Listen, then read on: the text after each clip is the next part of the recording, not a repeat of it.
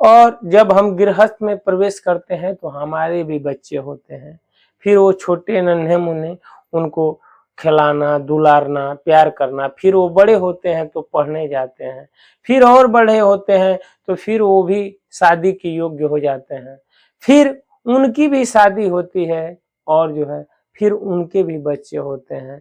फिर वो अपने बच्चों को खिलाते हैं, प्यार करते हैं। फिर बड़े होते हैं तो पढ़ाते हैं, लिखाते हैं। फिर उनकी भी शादी करते हैं। मित्रों, ये हमने विचार किया, हमने जो आत्ममंथन किया, हमने जो अध्ययन किया, तो हमने देखा ये परंपराएं, ये जो है इस लोक में जो है लगातार चलती जा रही है, कंटिन्यूस है।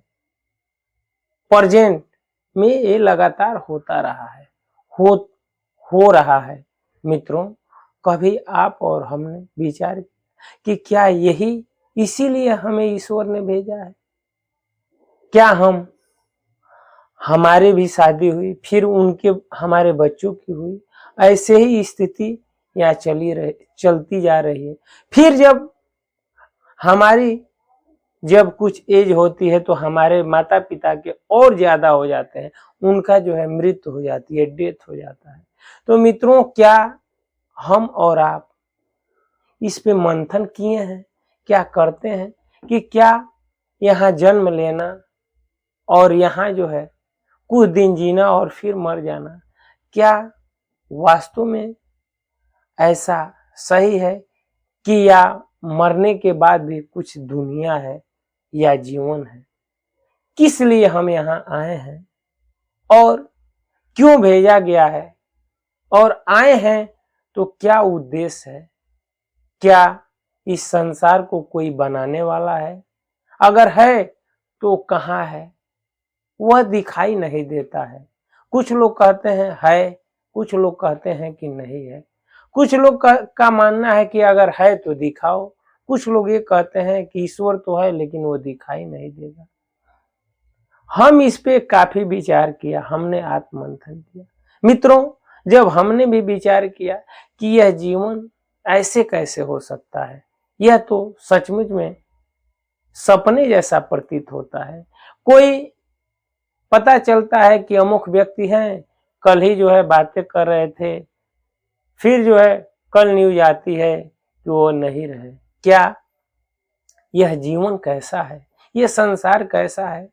हमने इस पे आत्ममंथन किया।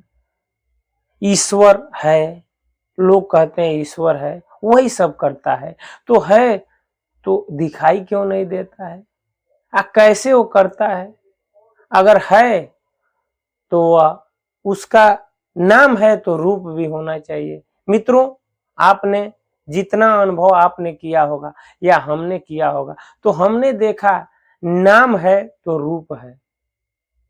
बिना रूप का नाम नहीं हो सकता। तो मित्रों, तो हमने खोजा, लोगों से भी सर्वे किया, तो कुछ का मानना है कि ईश्वर है, कुछ लोग मानते हैं नहीं है।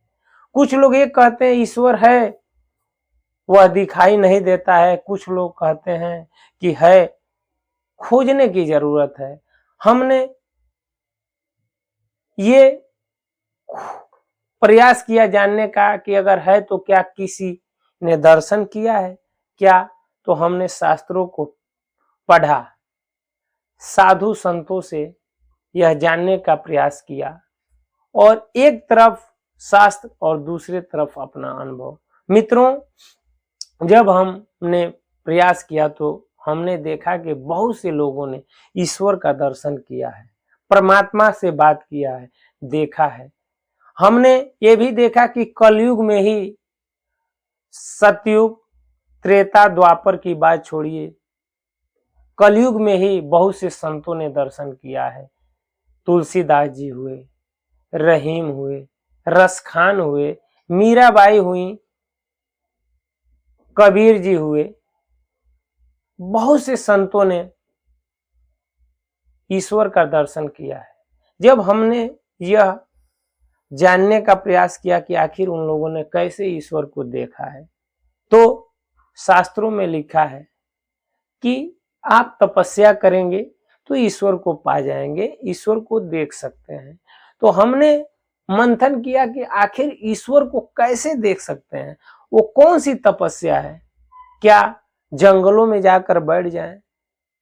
हमने विचार किया कि जब जंगल में जाएंगे तो वहां भी मन जो है घर की तरफ है, परिवार की तरफ है, समाज की तरफ है, और बिना मन के आप जो है साधना नहीं कर सकते, तपस्या नहीं कर सकते। मित्रों, तो हमने देखा कि आखिर कौन सा तपस्या है। तो इस गीता में भगवान बताते हैं, अर्जुन, कोई लाख वर्ष की तपस्या नहीं है, हजारों वर्षों की तपस्या नहीं, अपने मन को मुझ में लगा दो, मेरे चरणों में लगा दो। और बताते हैं भगवान कि तुम जो कुछ करते हो, जो कुछ खाते हो, जो कुछ पीते हो, यही समझो कि मैं नहीं कर रहा हूं, स्वयं ईश्वर हमसे कर्म करा रहे हैं, तो तुम मुझे पा जाओगे और मेरा दर्शन कर लोगे। इसी बात को कबीर कहते हैं, साच बराबर तप नहीं, झूठ बराबर पाप। साच बराबर तप नहीं, झूठ बराबर पाप, जाके हृदय साच है, ताके हृदय आप। मित्रों, कबीर कहते हैं कि सबसे बड़ा तपस्या है कि सत्य बोलना, और सबसे बड़ा पाप है जो है झूठ बोलना। अगर जो ऐसा करता है तो इससे बड़ा ना कोई पापी है और ना इससे बड़ा कोई तपस्या है। और जो सच बोलता है उसके हृदय में ईश्वर जो है वास करते हैं। मित्रों, वह यही सबसे बड़ी तपस्या है। तो हमने मंथन किया, प्रयास किया, तो हमने देखा कि ये हमसे हो ही नहीं पा रहा है। यही तो सबसे बड़ा तपस्या है। मित्रों, हम प्रयास कर रहे हैं कि जो कहा गया है कि साँच बराबर तप नहीं, इससे बड़ा कोई तपस्या नहीं है और झूठ से बड़ा कोई पाप नहीं है। इस पे हमारी लड़ाई चल रही है। इसमें अगर हम सफल हो जाएं और ईश्वर न मिले तो हम शास्त्र को दोष देंगे। हमने तो ये पाया कि जो शास्त्रों में लिखा है हम और आप कर ही नहीं रहे हैं, और शास्त्रों को दोष देते हैं कि नहीं नहीं, शास्त्रों में जो लिखा है वो गलत है। कुछ लोग ये कहते हैं कि ये केवल कहने वाली बातें हैं और पढ़ने वाली बातें हैं, ऐसा कुछ नहीं होता है। तो क्या आप और हमने कभी उस पे चला, उस जो लिखा है उसको हमने मनन किया? तो हमने अपने आत्ममंथन में ये पाया कि हमने जो है केवल कहा और सुना, हमने अपने जीवन में नहीं उतारा। जब जीवन में उतारेंगे और फिर ईश्वर नहीं मिलेंगे, तब जो है हम शास्त्र को दोष दे सकते हैं। मित्रों, हमने जो अनुभव किया है और हमें जो विश्वास हुआ है कि अगर हम ईश्वर के बताए हुए रास्ते पे चलेंगे तो ईश्वर जरूर मिल जाएंगे। मित्रों,